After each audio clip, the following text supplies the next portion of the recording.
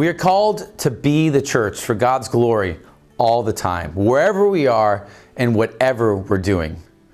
And every culture has different rhythms that people live into. So as worshipers of Jesus, we want to enter into the rhythms and ways in which our culture lives so that we can be good missionaries and be part of them hearing the good news of Jesus. So as a church, what we've done is we've identified 5 rhythms that has this acronym that allows us to help our missional communities learn to live out the mission of Jesus.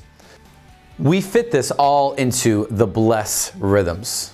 And this stands for bless, listen, eat, slow down, and share. So what I want to do in this video is I want to look through each of those different rhythms and what that actually means and practically looks like in the midst of everyday life. The first rhythm is bless. We intentionally bless others through words, gifts, and actions. God desires that all people across the world were to be blessed. If you look in the story of Scripture, when He identified His family through the people of Abraham in Genesis 12, the goal of blessing Abraham's family was so that the whole world would be blessed. God is not only about blessing His people. He is about blessing His people so that through them, the whole world will be blessed. So as disciple makers, we want to remember that we are so blessed by God. If we forget how much God has given to us, how much He's blessed us, how much He's forgiven us in Christ, we will easily forget to then do those same things to others. Another way to say that is we must first receive blessing if we are to give the blessing that God has given us. So as disciples, we want to regularly remember, how has God blessed us? How has He served us? How has He loved us? And then we get to go and do that to others. Now, as family, we're always looking for opportunities to bless those within our missional community and church. This often looks like babysitting, helping each other with projects on the houses, a multitude of other opportunities to bless those within our missional community. As servants, blessing is really where the rubber hits the road. To serve is really to bless, to lay down your desires, lay down what you have for the sake of others. And as missionaries, we are intentionally looking for ways to bless those who are not yet part of the family of God. This could be helping a single mom who's in need of childcare.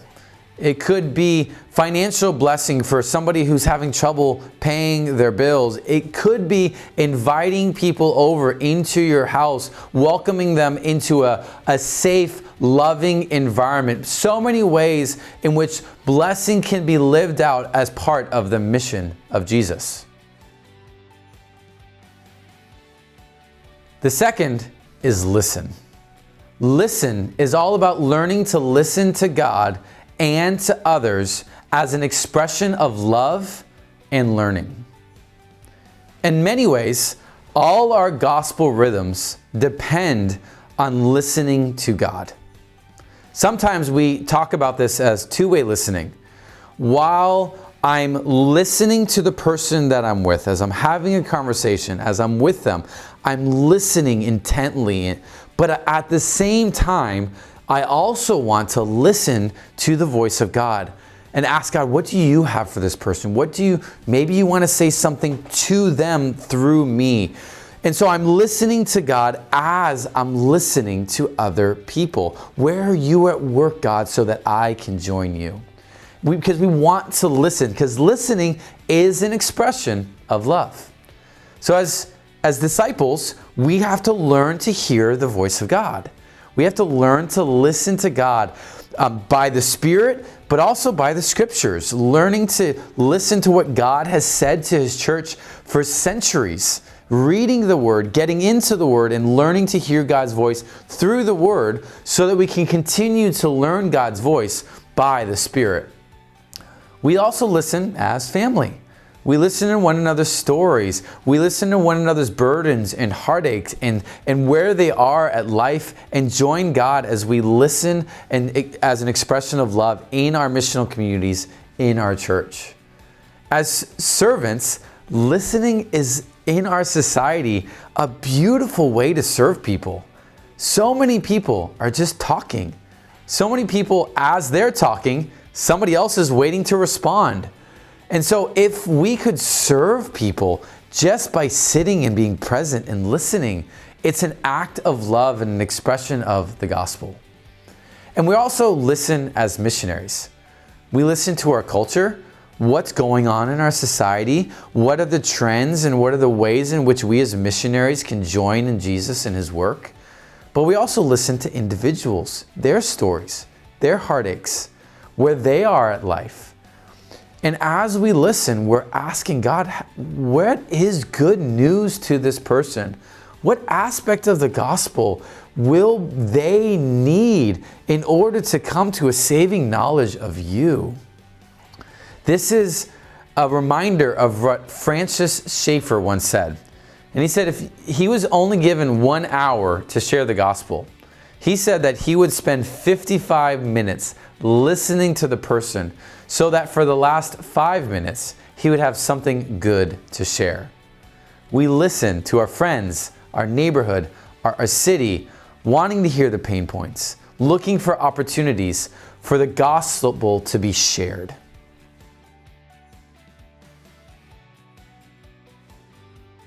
The third rhythm is eat.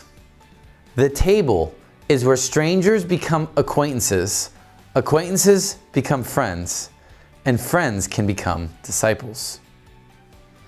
It's the place where strangers who we once never knew can become family members, not just of ours, but of the family of God. You see, meals are a daily reminder of our need for Jesus. God designed us in our world to need something outside of ourselves to enter into us, to sustain us and give us strength. I mean, the crazy thing is, every time we eat, we have a regular reminder of what Jesus has done for us, that we don't have within us all that we need for life and godliness. We need something outside of ourselves. So every time we eat, as a disciple, it's not only an opportunity to give thanks for our provider, but it's an opportunity to experience His presence in our midst. As family, we regularly encourage our missional communities to eat with one another, to get around a table, to share a meal. And it's amazing the type of conversations that happen around a table. And so we want to remember that our kitchen table is one of the best places to make disciples. As servants, this is a way that we get to live out that identity by what we call bringing the better wine. Jesus, in His first miracle, they run out of wine at a wedding. So what does He do? He brings wine that's better than what they expected. This is a chance for us to see Jesus brought the better wine. He brought what was best. And we have an opportunity to serve people at the table by bringing what's better than what people expect. And as missionaries, the table is the place that we get to share the gospel. It's where we invite those that are different from us to hear their story. And it's amazing what happens when we invite people into our homes, into a common table, to share in our lives, but also share the good news of Jesus.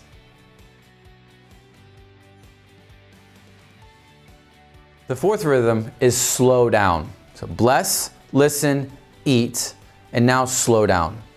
We take time to both rest and to work in ways that reflect God to others. If we look back to the creation story in Genesis 1 and 2, after joyfully creating all of the universe and ordering it out of chaos, the culmination of God's creation is man and woman. That's on the 6th day. Now, what happened on the 7th day? So on the 6th day, God creates them. He tells them to be fruitful and multiply. He tells them that they are to tend and keep the garden. They have a responsibility. They have work. They have a job.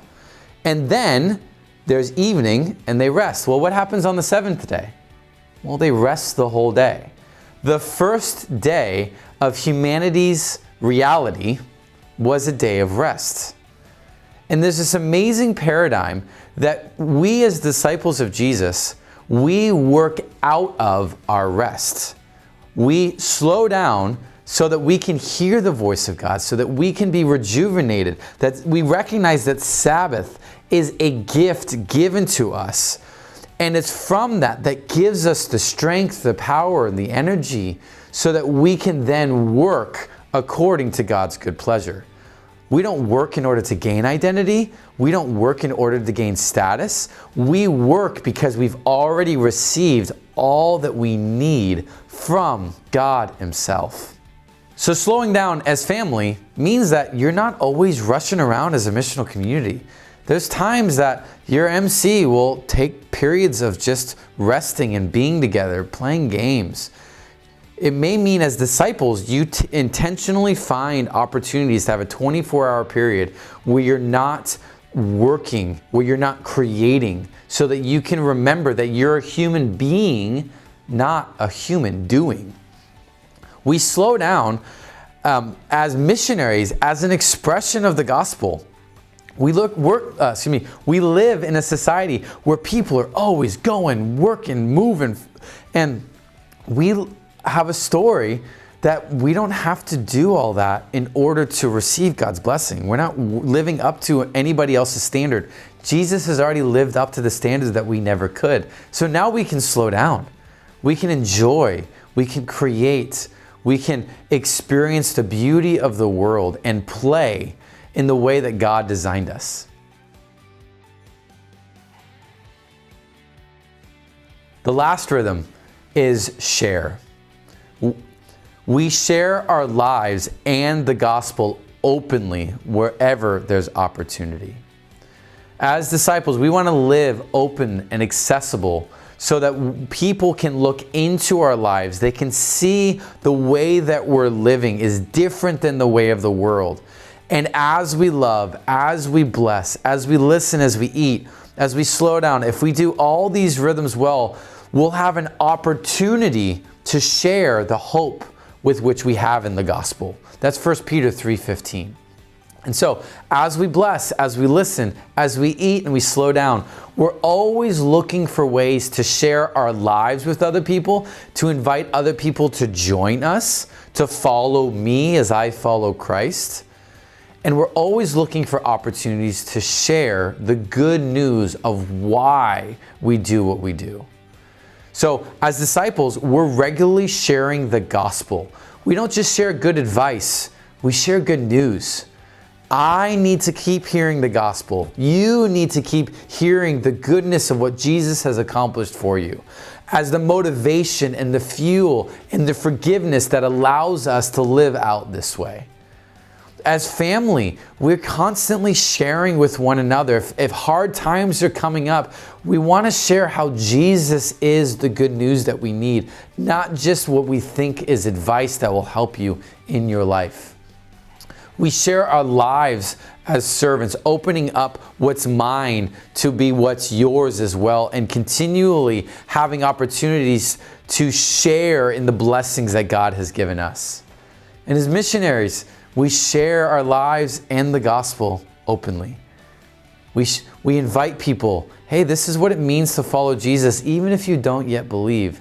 We open up our table, we invite them in, and we're always looking for ways to share the good news of Jesus wherever we are. Now, as you look around, you can probably begin to identify ways in which these rhythms are normally at play You're already going to eat on a regular basis. But what does it mean to live that out with gospel intentionality? You're going to be in conversation. How do you listen in a way that's asking God to join?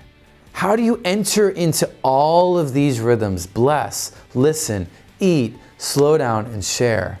How do you do it as family, as servants, as disciple makers, and as missionaries? This week, I want to encourage you to think about who you could bless. Is it a neighbor? Is it a friend? Is it somebody that's been on your mind, but you just haven't thought about them in a way that you can intentionally build relationship? Remember, all of life counts. There's no official time when you're on as a disciple or off.